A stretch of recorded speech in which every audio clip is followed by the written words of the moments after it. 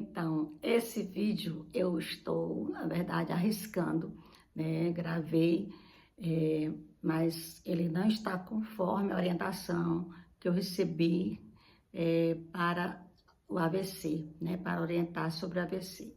Mas eu estou provocando o Instituto Brasileiro de APH a pensar na possibilidade de estar acrescentando aos manuais, aos guidelines, aos protocolos de primeiros socorros, também o que já se orienta a nível mundial sobre o que fazer diante de uma pessoa que sofreu um AVC, tá? O Ministério da Saúde do nosso país, ele já, desde 2012, que ele divulga essa forma de identificação e o que fazer diante de uma pessoa que sofreu um AVC. E quando é que eu vou suspeitar que alguém está sofrendo um AVC?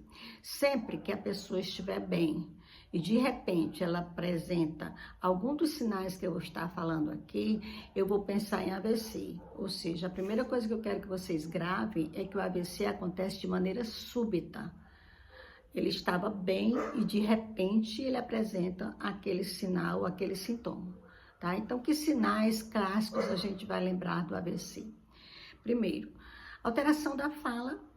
Pode ser que esse paciente estava bem, de repente ele nem fala, ou ele fala de maneira confusa, ou ele não responde àquilo que a gente pede para ele fazer. A outra alteração muito comum é o desvio da comissura. Quando a pessoa sofre um AVC, ela pode ter uma plegia do terço. Sofreu desse lado, o outro lado vai ser afetado. Ela pode ter uma plegia do terço inferior da face e o lado que tá bom vai fazer isso, né? Então, pode apresentar desvio de comissura labial, né? E a outra sinal clássico, gente, é a alteração da força. A pessoa estava bem e de repente ela perde a força ou diminui a força de um dos lados, quer seja braço e perna, quer seja todo o dimídio de um lado ou o dimídio do outro, mas pode ser só braço, pode ser só perna. Então, é preciso, diante de uma situação como essa, pensar em AVC, tá? Claro que o paciente pode ter outros sinais e sintomas. Eu estou falando aqui dos sinais clássicos, dos AVCs mais clássicos, tá? Então, assim, mas eles podem apresentar alteração de visão, de maneira súbita, eu penso em AVC, ele pode ter alteração de equilíbrio, pode ter convulsão no momento, pode ter uma cefaleia súbita. Tudo no AVC é súbito. É na hora que obstrui a artéria lá em cima, na hora que sangra, ele já apresenta um sinal, ou seja, esse é o melhor diagnóstico diferencial que a gente pode fazer diante de uma vítima de suspeita de AVC, tá? E aí, gente, se ele estava bem e de repente acontecer algo desse tipo, a gente vai o quê? O que é que diz o Ministério da Saúde? Quando eu devo suspeitar, em uma dessas situações, suspeitei, ele diz, aplique uma escala de avaliação para avaliar se realmente é ou não AVC. Que escala o Ministério orienta a gente a aplicar a escala de Cincinnati, que foi uma escala criada para leigos, que pode ser aplicada no pré-hospitalar para todas as situações. Apliquei a escala de pré-hospitalar de Cincinnati, deu um sinal positivo, o Ministério já disse que você trata todos esses pacientes como se fosse um AVC sujeito a trombólise, ou seja, um AVC que eu tenho que correr contra o tempo, porque ele precisa ser tratado em, no máximo, 4 horas e meia, ou seja, tenho que identificar precocemente, suspeitar e caminhar para onde precisa tratar, né? Eu chamo o SAMU e o SAMU vai saber como direcionar, para onde regular esse paciente. Esse paciente não perde tempo indo para outro serviço que não trate a situação dele, que é desobstruir aquela artéria que está obstruída ou que possa ter sangrado, tá? Então, assim, a gente vai para a gente falar um pouco da Cincinnati, aqui no Brasil ela pegaram a mesma Cincinnati, né, e fizeram um mnemônico SAMU, do sorria, o A de abrace,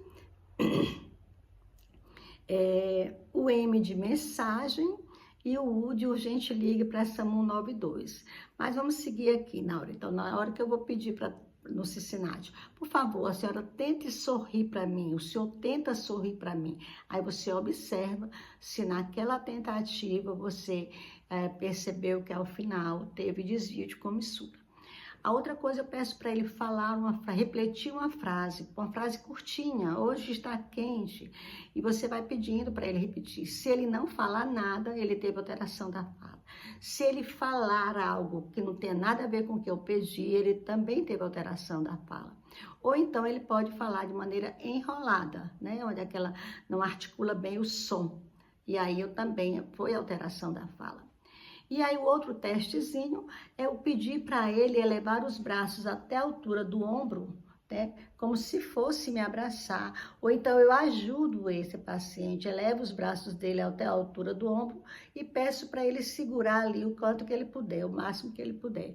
Se ele não tiver alteração, ele vai ficar ali, eu conto até 10 segundos. Se ele tiver alteração, você vai observar que um dos lados ou vai ter aquela queda rápida ou aquela queda lenta,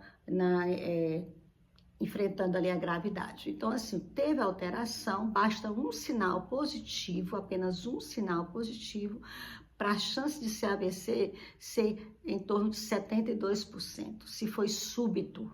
Que eu preciso associar se foi súbito, tá? E se aí ele tiver os 3 sinais positivos, a chance de ser um AVC é acima de 85%. Então, nesse caso, gente, a gente vai manter o paciente com cabeceira a 0 grau, tá? Para estar melhorando o retorno venoso cerebral. A gente não vai alimentar, não vai oferecer água, a gente não vai dar medicamento nenhum. Principalmente o que o pessoal faz muito, as pessoas ainda fazem muito e erroneamente, é verificar a pressão arterial. Se a pressão arterial estiver elevada, vão dar medicamento para baixar essa pressão. E eu quero só chamar a atenção aqui para a gente, nesse protocolo que vai ser alterado com certeza, a gente lembrar da pressão arterial do paciente do AVC isquêmico. Quando acontece a obstrução, a pressão arterial ela vai tender a elevar para manter uma perfusão cerebral. E essa pressão, ela chegando até 220 por 120, todas as recomendações desde 2002 é que ninguém baixe essa pressão do paciente que tem sinal de AVC agudo, porque aquela pressão elevada é o que vai salvar aquele tecido cerebral que iria morrer pelaquela isquemia. Então, a pressão arterial elevada, ela é um mecanismo de defesa perfeito do organismo que muita gente boa, leigos e profissionais, ainda não sabe disso e daí estão baixando essa pressão e esse paciente rebaixando o sensório pela hipoperfusão causada agora e aí a gente perder esse tecido cerebral que seria recuperado com a trombólise. A gente vai ter muito que conversar sobre isso, mas é só aqui que eu vou deixar esse gostinho de quero mais, mas assim, é um tema riquíssimo, maravilhoso, precisa ser divulgado. Por isso eu estou gravando esse vídeo de maneira assim, sem pedir licença para vocês. Mas um abraço e a gente conversa.